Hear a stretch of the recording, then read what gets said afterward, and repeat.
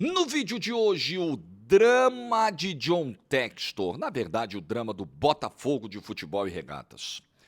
Like no vídeo, se inscreve, ative o sininho, rumo a 460 mil inscritos por aqui. Bom sábado para todo mundo. Recebi vários pedidos de alvinegros para que tratasse desse tema. Jorge, faz um vídeo sobre o Textor, sobre a crise, protestos, transfer ban, atraso em direito de imagem. Você precisa falar, Jorge. Eu gostaria apenas de relembrar, ok, sugestão aceita, vamos falar. Mas eu gostaria apenas de relembrar que este canal, ao longo de toda a trajetória do John Textor no Botafogo, reconheceu as suas virtudes, os seus acertos, o fato dele estar na história como o cara que evitou ali um fechamento de portas do Botafogo antes da SAF e que deu ao Botafogo o título mais importante da sua história, o ano mais maravilhoso da sua história, que foi 2024. Isso é reconhecido, sempre será e sempre foi destacado aqui no canal. Porém, os excessos, as faltas de explicações, os buracos da gestão de John Textor sempre foram criticados aqui. Como, por exemplo, aquela acusação esdrúxula de que o Campeonato Brasileiro de 2023 foi manipulado, baseado num relatório de inteligência artificial que disse que o goleiro do São Paulo pulou para o lado errado contra o Palmeiras no 5-0, numa cobrança de pênalti, e isso por si só seria suspeito. Mancharia, manipularia, seria um indício de manipulação do campeonato, ou uma prova de manipulação, porque o Textor falava de forma taxativa. E eu desci a madeira aqui. E muito torcedor do Botafogo ficou irritado comigo na época. Paciência, paciência, é do jogo. E sobre transfer ban, lembro de ter feito um vídeo na virada do ano aqui, lembro de ter feito um vídeo também nas redes do GE, falando da decepção que esse momento do Botafogo causa em qualquer pessoa que apostou no projeto SAF, que defendeu o projeto SAF, e eu continuo defendendo. Acho que o projeto SAF é uma porta de saída, uma tábua de salvação muito bem construída para clubes que chegaram num limite das suas receitas em comparação com as dívidas crescentes. Clubes que não sobreviveriam, não teriam condições de zerar os seus passivos, e aí a SAF surgiu como uma luz no fim do túnel. Acho interessante, continuo achando, desde que a SAF caia em mãos competentes e responsáveis. E aí a gente precisa falar de como o Textor vem conduzindo a SAF do Botafogo. Não me parece uma condução responsável. Não me parece uma condução transparente com o torcedor do Botafogo. Quando a gente fala agora em transparência, eu vou de novo lembrar quando começaram a surgir os atrasos nas divulgações dos balanços financeiros do Botafogo. E aí alguns colegas como eu diziam, pô, Textor, transparência, você precisa mostrar, a gente precisa saber dos números. Aí tem torcedor que é muito apaixonado. Mas vocês agora viraram comentarista financeiro, vocês agora são comentaristas de economia, vocês agora estão preocupados com o balanço do Botafogo, por que vocês não estão preocupados com o balanço do Corinthians, com o balanço do Flamengo, com o balanço do São Paulo?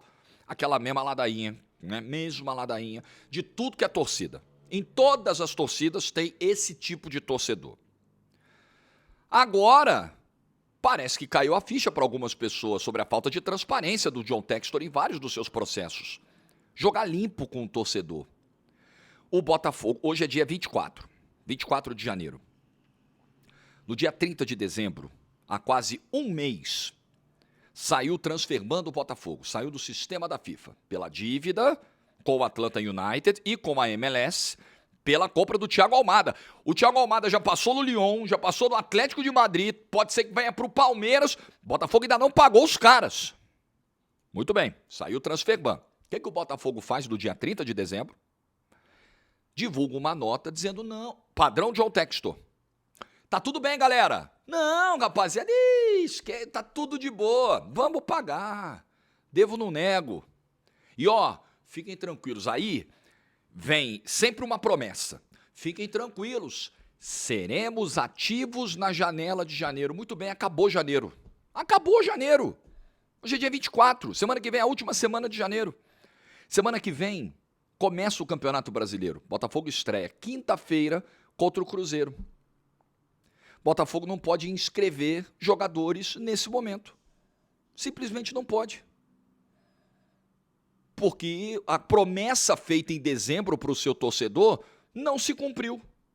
O Botafogo não foi ativo na janela de janeiro. O Botafogo sequer pôde participar da janela de janeiro.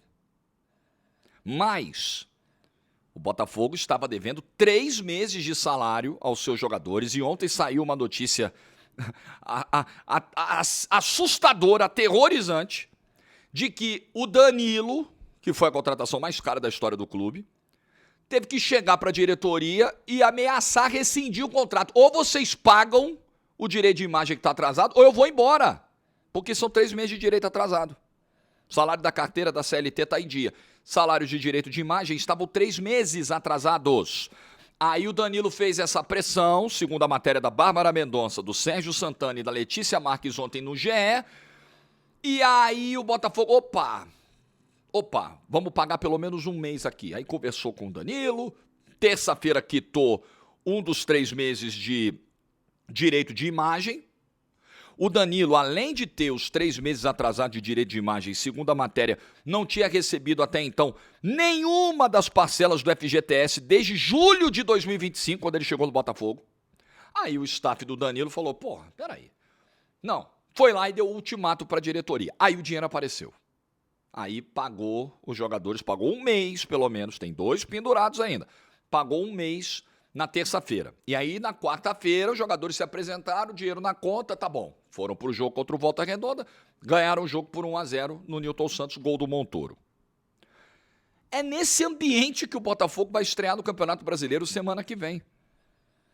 Acho que o que é mais alarmante, assustador, é pensar que o Campeonato Brasileiro esse ano dura o ano todo. A pior notícia possível para o Botafogo.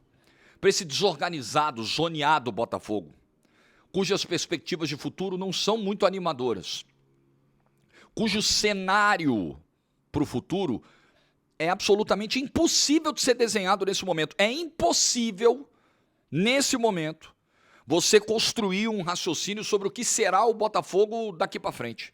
É impossível, porque o clube está parado, o clube está estagnado, o clube está falando em reduzir gastos, enxugar gastos em todos os seus departamentos, tem dívidas com os seus jogadores, tem comissão de empresário pendurada. Você sabe como é que funciona a negociação de jogador, né? Sempre tem um empresário na parada. E isso é regulamentado pela FIFA. A comissão do empresário é de direito do empresário. Isso é regulamentado. E tem vários empresários que não receberam suas comissões até hoje e que estão recomendando, o GE ouviu relatos de diferentes agentes de jogadores que confirmaram, sim, nós estamos recomendando que os nossos jogadores não acertem com o Botafogo. O Botafogo não paga os empresários. Então a gente não está fazendo negócio com o Botafogo nesse momento. Olha a situação na qual o Botafogo se encontrou. Então parece que a ficha do torcedor está caindo. Parece que teremos protestos hoje. Hoje tem jogo contra o Bangu, às 9 da noite, no Newton Santos. Ontem, algumas organizadas do Botafogo se reuniram com a diretoria, né? Enfim, vamos ver se essa reunião vai diminuir a intensidade dos protestos ou se não vai mudar nada. Ontem teve uma conversa entre as organizadas, o Carli, que hoje é coordenador de futebol, o Felipe Portela, das Relações Institucionais, o Alessandro Brito, diretor de Gestão Esportiva, e o Jonas Marmelo, vice-presidente executivo da SAF. Estiveram nessa conversa com os caras de algumas organizadas, não todas, né? Loucos pelo Botafogo, Fogoró, Folgada, Movimento Ninguém Ama Como a Gente e Super Alvinegros. A Fúria Jovem não estava lá, que é a principal. A TJB também não estava lá. Mas, enfim, vamos ver se o protesto vai acontecer. Teve muro pichado essa semana. Muros amanheceram pichados e o protesto estava sendo confirmado para hoje antes do jogo, à tarde, né? O jogo é à noite, à tarde, o protesto seria do lado de fora. É importantíssimo que o torcedor do Botafogo nesse momento proteste. É fundamental parar com a puxação de saco, com a idolatria. Você pode ter gratidão pelo Textor, é o que eu falo sempre, eu levo isso para a vida.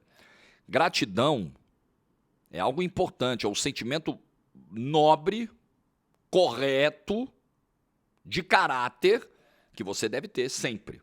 Sempre ser grato a quem te ajudou, a quem te proporcionou coisas boas na vida. E o botafoguense sempre será grato ao Textor pelo 2024. Porém, isso não lhe dá um habeas corpus permanente para você só fazer cagada dali para frente. Não, pô, eu te dei, você tem uma dívida de gratidão comigo. Eu te dei o maior título da sua história. Então, deixa eu fazer as cagadas aqui em paz. Fica quietinho, porque eu te dei a Libertadores 2024. Não é assim que funciona. A vida não funciona assim.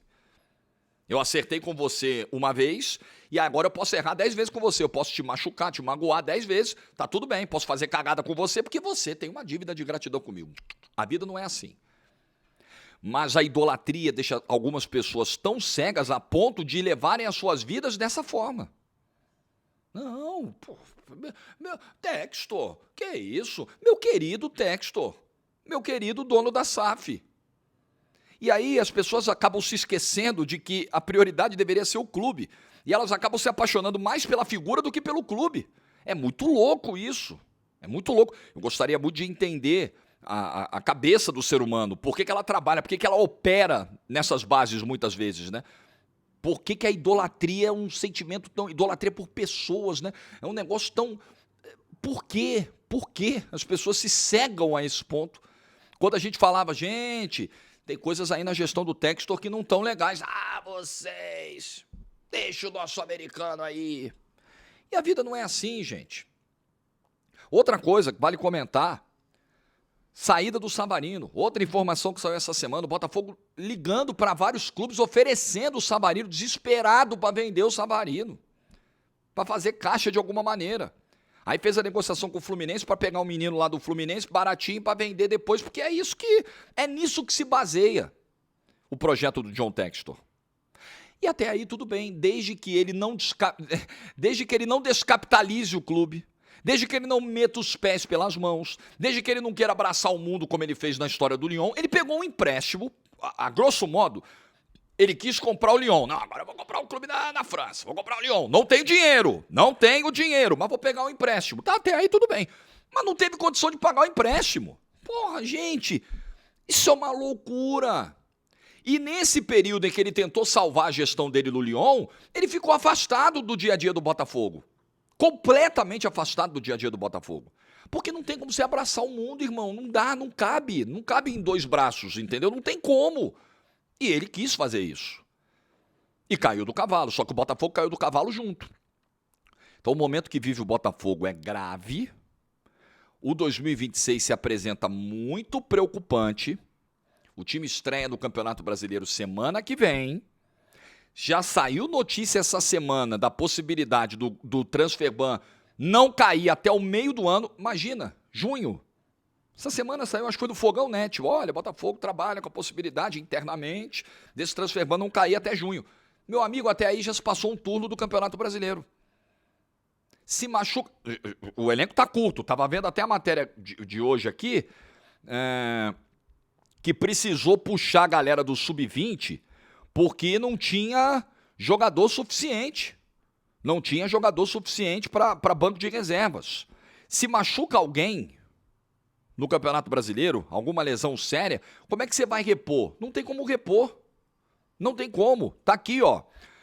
Banco de reservas com 6 jogadores na estreia do time profissional contra o Volta Redonda. 6 jogadores de linha o Botafogo tinha no banco de reservas. Marlon Freitas saiu, Savarino saiu, Cuiabano, Mastriani, Jefinho, David Ricardo, Gabriel Bahia. Não tem como inscrever o Vidalba, o Riquelme e o Ítalo, que chegaram. Foram contratados, mas não tem como inscrever. E aí precisou pegar atletas do Sub-20 para compor o banco na quarta-feira. Isso aí no Campeonato Carioca, como dizem, sai na urina. E no Brasileiro? Você vai levar o Campeonato Brasileiro desse jeito? Amigo, simples, tá? Simples. Simples, direto e objetivo. Se essa situação não se resolver rapidamente, imediatamente, o mais rápido possível, o Botafogo vai correr risco de queda do Campeonato Brasileiro. É simples assim. Você não pode inscrever jogador, salários atrasados, você não sabe o que vai ser o futuro do clube. Você precisa puxar jogador do sub-20 para compor o banco de reservas. Se machuca alguém, ferrou, porque você não pode ir no mercado repor. Ferrou, imagina, não tem o que fazer. É risco de queda no Campeonato Brasileiro. Sejamos objetivos aqui, claros. Botafogo vai ter Cruzeiro em casa, Grêmio fora, Fluminense fora, Vitória em casa, Atlético Paranaense fora, Flamengo em casa. Depois Palmeiras fora. São os primeiros jogos do Botafogo do Campeonato Brasileiro. Com uma pré-Libertadores no meio, uma viagem para Potosí no meio. Ali coladinho no Carnaval. Amigo, Textor, você chegou para evitar que o clube fechasse as portas e saísse da Série A. Ou você resolve imediatamente o que está acontecendo com o clube, ou ele tem tudo para voltar para a Série B nesse ano. Graças à sua megalomania e à sua falta de transparência.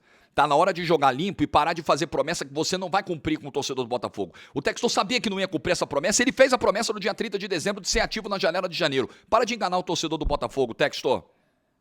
E põe a cara também, porque na hora que tá ganhando, é legal fazer a live com os colegas lá que cobrem o Botafogo, aparecer, ficar 3 horas falando, lindo. Agora é a hora que você tem que botar a cara. Agora é a hora que o torcedor do Botafogo precisa ouvir explicações convincentes. Não foge não, Textor. Não foge não. Like no vídeo se você ficou até o final. Bom sábado, juízo. Tchau.